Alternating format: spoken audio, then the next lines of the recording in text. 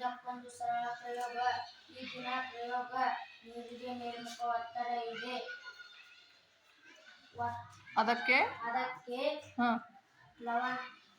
ಪ್ಲವನತೆ ಅನ್ನೋದು. ಏನೇನು ಬೇಕು ಅದಕ್ಕೆ ಸಾಮಗ್ರಿಗಳು? ಒಂದು ಬಾಟಲ್, ಮುಚ್ಚಳ ಮುಚ್ಚಳ ಏನು ಮಾಡಿ? ತೆಗೆದಿರುವ ಬಾಟಲ್, ಮುಂಚ ಬಾಲ್ ಮತ್ತು ನೀರು. ಮಾಡಿ.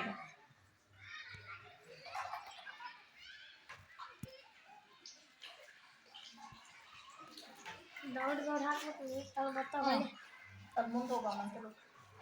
ಏನ್ ಮಾಡಂತಿಪ್ಪ ಈಗ? ಏನ್ ಮಾಡಂತೀನಿ? ನೀರ್ ಹಾಕಾಕಂತಿ. ಏನಾಗತೈತಿ?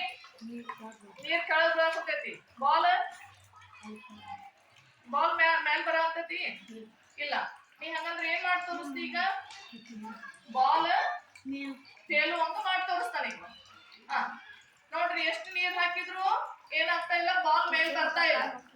ಹಂಗಂದ್ರೆ ಈಗ ತೇಲುವಂಗ ಮಾಡ್ತಾ ಈಗ ಅದನ್ನ ನೋಡ್ರಿ. ಹೆಂಗ ಕೆಳಗಡೆ ಇದ್ದಂತ ಬಾಲ್ ಏನಾಯ್ತು ಅಂದ್ರೆ ಪುಟ್ಟದ ಮೇಲ್ ಬಂತು. ಯಾಕೆ ಬಂತು ವಿನಾಯಕ? ಅಲ್ಲಿ ಹೇಳ ಏನ? ಅಲ್ಲಿ ಏನ್ ಮಾಡಿದ ಅಂದ್ರೆ ಕೆಳಗೆ ಬೀಳುವಂತ ನೀರನ್ನ ಏನ್ ಮಾಡಿದವ ಒತ್ತಿ ಹಿಡದ. ಆ ಒತ್ತಿದಾಗ ಏನಾಯ್ತು, ಆ ಒತ್ತಡ ಎದ್ರ ಮೇಲೆ ಬಿತ್ತು? ನೀರಿನ ಮೇಲೆ ಬಿತ್ತು.